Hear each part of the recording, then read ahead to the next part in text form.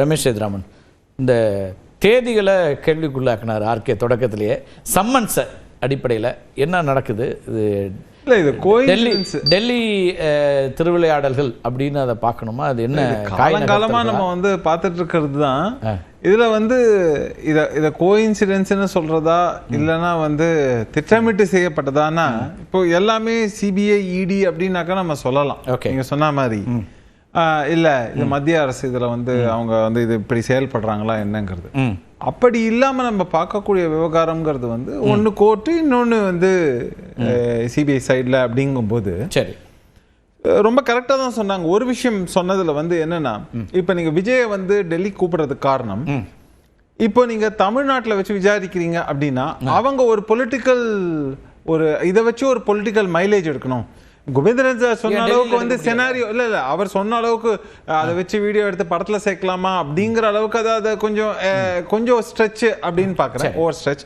ஆனா அந்த இடத்துல ஒரு கூட்டத்தை கூட்டணும் அப்படின்னு சொல்றாங்கன்னு வச்சுக்கோங்க, அங்க வெளியில ப்ரொடெஸ்ட் மாதிரி இது பண்றதுக்கு உண்டானது அந்த மாதிரி கிரியேட் பண்றாங்க அப்படின்னாக்க அதுவுமே ஒரு தேவையில்லாத ஒரு கசப்பான ஒரு விஷயத்தை உருவாக்கலாம் அப்படிங்கிற ஒரு நிலைமை ஏற்படும். அப்படிங்கிறதுனாலையும் பல விஷயங்களை, ஏன்னா மற்ற இரண்டாம் கட்ட தலைவர்களை விசாரிக்கிறது ரொம்ப ஈஸி, நீங்க விசாரிச்சுட்டு போயிடலாம். அவங்களே சென்னையில விசாரிக்கல, அவங்களையும் டெல்லிக்கு தானே வர வச்சாங்க. ஆமாங்க. அப்போ நான் என்ன கேட்கிறேன், அவங்களையே நீங்க டெல்லிக்கு வர வச்சு விசாரிக்கிறாங்க, அதுதான் என்ற கேள்வியை அவங்க முன்வைக்கிறாங்க. இங்க பண்ண முடியும், ஆனா அது இன்டிமிடேஷனுக்கான ஒரு முயற்சியா இருக்கான்ற. இல்ல நான் என்ன சொல்றேன், ஒரு விஷயம் ரொம்ப நம்ம எல்லாம் மனது கஷ்டப்படுற மாதிரி ஒரு விஷயம் நடந்திருக்கு. அதுல குற்றம் எல்லார் மேலேயும் எல்லா பக்கத்துல இருந்து சுமத்துகிறார்கள் அப்படின்னு வச்சோம்னாக்க அதோட விசாரணை எங்க நடக்கணும்? ஏன்னா இப்போ ஸ்டேட் லெவல்ல நடக்க வேண்டாம் அப்படின்னு டிசைட் பண்ணும்போது சிபிஐ எங்க டிசைட் பண்ணணுங்கிறத நம்ம டிக்டேட் பண்ண முடியாது. அவங்க என்ன சொல்லுவாங்க, அவங்க எந்த ஆபீசரை அவங்க அதுக்கு அப்பாயிண்ட் பண்ணிருக்காங்க, அவங்க இங்கதான் விசாரிக்கணுமா? அவங்க என்ன சொல்லுவாங்க, எங்களுக்கு இந்த மாதிரி 8 கேஸ் விசாரிக்கணும், எனக்கு டெல்லியில இருந்தா தான் எனக்கு முடியும், நீங்க வாங்க, நீங்க உங்களுடைய டயத்தை ஒதுக்கி வாங்க, ஏன்னா உங்களாலதான் இந்த பிரச்சனையே இருக்குங்கும் போது நீங்க வரணுங்கிற ஒரு நிலைமை இருக்கலாம். அதை தொடர்ந்து இவங்க வர வைக்கப்பட்டு அங்க விசாரணை நடக்குதுன்னு நம்ம வச்சுப்போம். அப்படி இல்லாமல் எல்லாத்தையுமே நம்ம இங்கதான் விசாரிக்கணும் அப்படின்னு சொல்றதும் அது எந்த அளவுக்கு ஏற்புடையதுங்கிறது தெரியல. ரெண்டாவது விஷயம், ஆர்கே சார் சொல்றாரு சம்மன்கள் அனுப்பப்படக்கூடாது அப்படின்னு சொல்லிட்டு. சார் நம்ம இது சொல்றதுன்னா நீங்க அட்லீஸ்ட் சொன்னா கூட ஒரு 90 days நம்ம எலெக்ஷன் அனௌன்ஸ் பண்ணதுல இருந்து அந்த விண்டோன்னு சொல்றோம், அது சொன்னா கூட நியாயம். ஆனா இப்போ இந்த பீரியட்லயே ஒண்ணுமே சொல்லக்கூடாது, பண்ணக்கூடாது, 6 மாசம் முன்னாடி 5 மாசம் முன்னாடின்னு சொல்றது அது ஏற்புடையதாங்கிறது. நோட்டிபிகேஷன் 1 மாசத்துல வந்துருமே, 1.5 வரட்டுங்க, அது வர வரைக்கும் டைம் இருக்குல்ல, அது ஒண்ணு இருக்கு. அதுக்கு முன்னாடி எப்படி இருந்தாலும் நம்ம எலெக்ஷன் அனௌன்ஸ் பண்றதுக்கு முன்னாடி இப்போ கூட்டணிகள் எல்லாமே அவங்க எப்படி டிசைட் பண்ண போறாங்க என்னங்கிறது நம்ம எல்லாம் பார்க்க தான் போறோம். மக்களும் புரிந்து கொள்வார்கள். அதுல ஒவ்வொருத்தர் ஒவ்வொரு பார்வை இருக்கலாம். இப்போ நம்ம சொல்றோம் இதுல காங்கிரஸ் எடுத்துக்கொண்டா திமுக காங்கிரஸ் அப்படின்னாக்க காங்கிரஸ்ல 2 பக்கம் 2 பிளவுகளாக எப்படி செயல்படுறாங்க. ஒரு பக்கம் இல்ல திமுக கூட்டணி உறுதியாகி விட்டதுன்னு சொல்றாங்க, இன்னொரு பக்கத்துல இருந்து அவங்க சொல்லக்கூடிய விவகாரம் இல்ல தாவேகவுடன் பேச்சுவார்த்தை. இதுல இது ஒரு கன்ஃபியூஷன்லயே வைக்கிற மாதிரி. அந்த கன்ஃபியூஷனை பத்தி நீங்க பேசுறது நான் புரிஞ்சுக்கிட்டு கேட்கிறேன். இதுக்கு ஒரு குழு அமைக்கிறாங்க திமுகவோடு, அதாவது கூட்டணி குறித்து, திமுக கூட விட்டுருவோம், கூட்டணி குறித்து பேசுவதற்குன்னு காங்கிரஸ் ஒரு குழு அமைக்குது. அந்த குழுவுக்கு யார் தலைமை வாங்கிறா? நீ சொல்லுங்க. அந்த குழுவில் தலைமை வைக்கிறவரோ அல்லது அந்த குழுவில் இடம்பெற்றிருக்கக்கூடிய டிஎன்சிசி பிரசிடென்ட்டோ குழுவில் இடம்பெற்றிருக்கக்கூடிய வேறு யாரோ இதை பத்தி எதுவுமே சொல்லலையே. அதுல சம்பந்தம் இல்லாதவங்க பேசும்போது அதுக்கு முடிவெடுக்கக்கூடிய அதிகாரம் வருதா அப்படிங்கிற ஒரு கேள்வி வந்துரும்ல. கரெக்ட். ஆனா நீங்க ஸ்டேட் லெவல்ல இப்போ பேசுறவங்கள விட்டுருங்க, நீங்க ஈவன் நேஷனல் லெவல்ல இருக்கக்கூடிய ஒரு சில தலைவர்களும் கொடுக்கிற ஸ்டேட்மெண்ட் இருக்கு இல்லையா, அதான் சொல்றேன். இப்ப நீங்க கூட்டணி குறித்து பேசக்கூடிய அப்படின்னு சொல்லக்கூடிய நேஷனல்ல யாரு அப்படி சொல்றாங்கன்னு சொல்லுங்க. நம்ம எனக்கு சோடங்கரும் இன்னைக்கு டைம்ஸ் ஆஃப் இந்தியாவில் சொல்லும் போதும் அவர் திமுகவோட தான் எங்களோட கூட்டணிங்கிறத உறுதியா பேசுறாரு. அவ்வளவுதான். இப்போ என்னன்னா நான் எப்படி பாக்குறேன்னா, இந்த மாதிரி அவங்க எத்தனை இடங்கள்ல போட்டி அல்லது அதிகாரத்துல பங்கு அதெல்லாம் பேசுறாங்க. அதுதான் திமுகவோடு தான் எங்களுடைய கூட்டணி, அது உறுதி அப்படின்னு அவர் பேசுறாரு. எக்ஸாக்ட்லி. இப்போ என்னன்னா இந்த மாதிரியாக ஒரு சலசலப்புகள் ஏற்படுத்துறதுக்கு 2 காரணங்கள் இருக்கு. ஒன்னு, ஒரு சிலருடைய பார்வை எப்படி இருக்கலாம்னா, இல்ல நமக்கு இந்த கூட்டணி ஆட்சின்னு பேசுறதா இருக்கலாம், இல்லைனாக்க நமக்கு அதிகப்படியான சீட்டுகளை வாங்குவதாக இருக்கலாம், இதுக்கெல்லாம் உங்களுக்கு நெகோசியேஷனுக்கு ஒரு ட்ரம்ப் கார்டு வேணும். சரி, இப்போ உங்களுக்கு அந்த நெகோசியேஷனுக்கான ட்ரம்ப் கார்டு வேணும்னு சொன்னீங்கன்னா இப்போ இந்த மாதிரியான ஒரு இன்ஜினியரிங் திஸ் கைண்ட் ஆஃப் ரிஃப்ட்னு வேணா கூட நீங்க வச்சுக்க. ரிஃப்ட்னு சொல்ல முடியாது, இந்த ஒரு சின்ன ஒரு கான்ட்ரோவர்சி. இப்ப நீங்க இப்ப வந்து அதிகமா கோட் பண்றீங்க இல்லையா, உங்களை போன்ற நண்பர்கள் வலதுசாரி நண்பர்கள்லாம் திரு பிரவீன் சக்கரவர்த்தியை கோட் பண்றாங்க. அவரே என்ன சொல்றாருன்னா, ஒரு பக்கம் காங்கிரஸ் பலவீனமா இருக்கு அப்படிங்கிறாரு, இன்னொரு பக்கம் அதிக எண்ணிக்கை வேணுங்கிறாரு. இந்த ஐரணி, இந்த முரண் ஒண்ணு இருக்கு இல்லையா, இதை எப்படி பாக்குறதுன்னு ஒரு கேள்வி இருக்குல்ல. அப்ப அதை வந்து நீங்க அதுதான் எடுத்துட்டு வந்து நீங்க எல்லாரும் வந்து இப்ப அதிகமா என்ன பேசுறாங்கன்னா, காங்கிரஸ் தாவேகா கூட்டணியை பற்றி நீங்க கவலைப்படுறீங்க அப்படிங்கிறதும், அவர் வந்து உத்தரப்பிரதேச அரசாங்கத்தை பத்தி புகழ்ந்து பேசுறது அப்படிங்கிறதுமே ஒரே குழப்பமா தான் இருக்குது. எப்படி புரிஞ்சுக்கிறது? இல்ல நம்ம என்னன்னா ஒரு பார்வையாளராக அவுட் சைடு ஆஸ்பெக்ட்ல என்ன நடக்குதுங்கிறத தான் நம்ம பார்க்கிறோம். அதற்கான பாசிபிலிட்டிஸ் என்னதான் திரும்பவும் நம்ம ரூமுக்குள்ள உட்கார்ந்து இவங்களோட டிஸ்கஷன் என்ன, ஸ்ட்ராட்டஜி என்னங்கிறதுலாம் கிடையாது. இதெல்லாம் வந்து பேஸ்ட் ஆன் நம்மளோட அசஸ்மெண்ட்ங்கிறது தான் நான் சொல்லுவேன். இதுல பொறுத்த வரைக்கும் இவர் வந்து வீக்கா இருக்குன்னு சொல்றதுக்கு பல காரணிகளாக நீங்க பார்க்கலாம். ஒரு உதாரணம் சொல்லணும்னா, இன்னைக்கு நம்மளுடைய பொசிஷன் வீக்கா இருக்குன்னு சொல்றதுக்கு காரணம், நம்ம இந்த மாதிரியான ஒரு கூட்டணியில இருக்கோம். எந்த காலத்திலயும் நம்ம ஒரு செகண்டரி பார்ட்னரா தான் ஸ்டேட்ல இருக்கோம். நம்ம பல ஸ்டேட்ஸ் சென்ட்ரல் இதுங்கிறத விட்டுடுங்க, அது இல்லாம பல ஸ்டேட்லயும் நம்ம ரூல் பண்ணக்கூடிய மல்டி ஸ்டேட் பார்ட்டியா இருக்கும்போது நம்ம ஏன் அதற்கான முயற்சிகளை இங்க எடுக்க கூடாதுங்கிற ஒரு பார்வையாக கூட இருக்கலாம். அது ஒண்ணும் தப்பு இல்ல. ரெண்டு கட்சியும் சொல்றாங்க, என்டிஏ அரசாங்கம், மோடி தலைமையிலான என்டிஏ அரசாங்கம் இங்கே அமையும் அமித்ஷா சொன்னதை வரவேற்கிறேன்னு இன்னைக்கு முதலமைச்சர் சொல்றாரு. நல்ல ஸ்டேட்மெண்ட் சொல்றாரு. அப்ப அவர் என்ன சேலஞ்ச் பண்றாருன்னா, இங்க இந்த அரசாங்கம் வேணுமா, மாநிலத்தை ஆளக்கூடிய அரசு வேணுமா, அல்லது திரு மோடி அவர்கள் தலைமையிலான என்டிஏ அரசு வேணுமான்னு மக்கள் முடிவு பண்ணுவாங்க அப்படிங்கிறாரு. இல்ல அதுதான் அது பரப்புரை.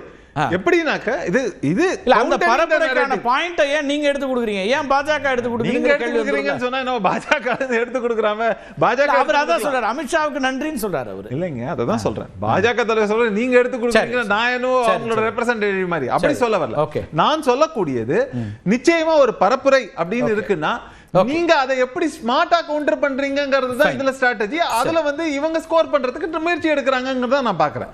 அது இது வந்து தொடர்ந்து நம்ம பார்க்கிறோம். ஒரு சில சமயம் திமுக தரப்புல இருந்து ஒரு சில விஷயங்களை சொன்னாங்கன்னா அதையே ரிவர்ஸ் பண்ணி அவங்களுக்கு எதிராக காயின் நகர்த்துறதுங்கிறது நடக்கும். அதிமுக தரப்புல இருந்தும் சரி, பாஜக தரப்புல இருந்தும் செய்வாங்க. இந்த கேஸ் விஷயமா இனி 4 மாசம் இருக்கு. நேரமா படிச்சிட்டு இருந்தீங்க, அதான் நினைச்சேன். கேமரா பக்கம் என்ன படிச்சிட்டு இருக்காரு, சொல்லுங்க. எப்ப கடைசியாக டிடிவி தினகரனை சம்மன் பண்றான்னு பார்த்தேன். ஏப்ரல் 2022. அதன் பிறகு சம்மன்ஸே கிடையாது. ஏப்ரல் 2022. Okay okay. ஆமா, ஃபர்ஸ்ட் 6ஆம் தேதிக்கு கொடுத்தாங்க நோட்டீஸ். 6ஆம் தேதிக்கு நோட்டீஸ் இல்ல, அவரு 2022 ஆண்டுங்கிற ஆண்ட சொல்றாரு. ஆண்டு ஏப்ரல் 2022ல சம்மன் பண்ணாங்க. அது அப்புறம் என்ன 3 வருஷ காலம் வந்து ஒண்ணுமே நடக்கல. ஏப்ரல் 2002, 2003, 2004, 2005, 2006 ஒரு 4 ஏறத்தாழ 4 வருஷம் ஆகுது. 4 வருஷத்துக்கு அப்புறம் சம்மன் பண்றாங்க. கேஸ் எப்போ, இந்த பிரச்சனை எப்போ, 2017ல நடந்த பிரச்சனை. 2017ல நடந்த பிரச்சனைக்கு வந்து இவரை பிடிச்சி அப்ப பிடிச்சி ஜெயில போடுறாங்க, சுகேஷ் சந்திரசேகரன் விசாரிக்கிறாங்க, எல்லாமே செய்தாங்க. 2022ல வந்து மறுபடியும் வந்து சம்மன் பண்றாங்க. அதன் பிறகு அடுத்தது, அதன் பிறகு என்ன பண்றாரு, 2024 நேரா போயிட்டு மோடி கிட்ட சேர்ந்துறாரு. அதாவது அன்கண்டிஷனல் சப்போர்ட், நிபந்தனையற்ற சப்போர்ட் வந்து கொடுத்துறாரு. அதனால வந்து பிரச்சனை கிடையாது. இப்போ வந்து பிரச்சனை பண்ணாரு. அதனாலதான் நான் சொல்றேன், 4 மாசம் தான் நீ தேர்தலுக்கு இருக்குது. மேக்ஸிமம் 4 மாசம் தான் இருக்கிறது. ஏப்ரல் இறுதியில் இல்லை என்றால் மே முதல் வாரத்தில் தேர்தல் நடக்கும். அதனால நான் சொல்றேன், இன்வெஸ்டிகேஷன் ஏஜென்சிஸ் இப்போ வந்து அமைச்சர்களுக்கு, அதே மாதிரி பாக்கி இருக்கின்ற எந்த எதிர்கட்சிக்கு, விஜய் உட்பட இருக்கின்ற எதிர்கட்சி தலைவர்களுக்கோ அதை சார்ந்த நபர்களுக்கோ வந்து மர்டர் கேஸ் இல்லை என்றால், அதே மாதிரி நார்கோட்டிக் கேஸ் இல்லை என்றால், இல்லை என்றால் அந்த மாதிரியான சீரியஸ் சார்ஜஸ் இல்லை என்றால் ஒருத்தனும் சம்மன் அனுப்பக்கூடாதுன்னு சொல்றேன். ஏனென்றால் இது வந்து ஒரு நடைமுறையாக மாறிவிட்டது.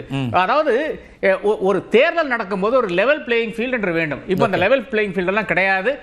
நம்ம பார்த்து கொண்டு தான் இருக்கிறோம். சென்ட்ரல் ஏஜென்சிஸ் எந்த அளவுக்கு வந்து ஆதிக்கம் செலுத்தி கொண்டிருக்கிறது பார்த்து கொண்டிருக்கோம். அதுல எல்லாம் எனக்கு பிரச்சனை கிடையாது. ஆனால் இந்த சம்மன் செய்து ஒரு தலைவரை முடக்குகின்ற போக்கை இந்த 4 வருஷத்துக்கு பிறகு திடீர்னு இப்ப ஏன் சம்மன் வருதுன்னு ஒரு கேள்வி நீங்க முன்வைக்கிறீங்க. அதை நான் புரிஞ்சுக்கிறேன். இப்ப என்டிஏ அரசாங்கம் அப்படின்னு அவர் சொன்னதுங்கிறது வழக்கமா ஒவ்வொரு மாநிலத்திலும் அவங்க சொல்லக்கூடிய கருத்தை அவர் பிரதிபலிக்கிறார் அப்படின்னு பார்க்கணுமா, அல்லது மீன் பண்றாங்களா, அதுதான் மீன் பண்றாங்களா?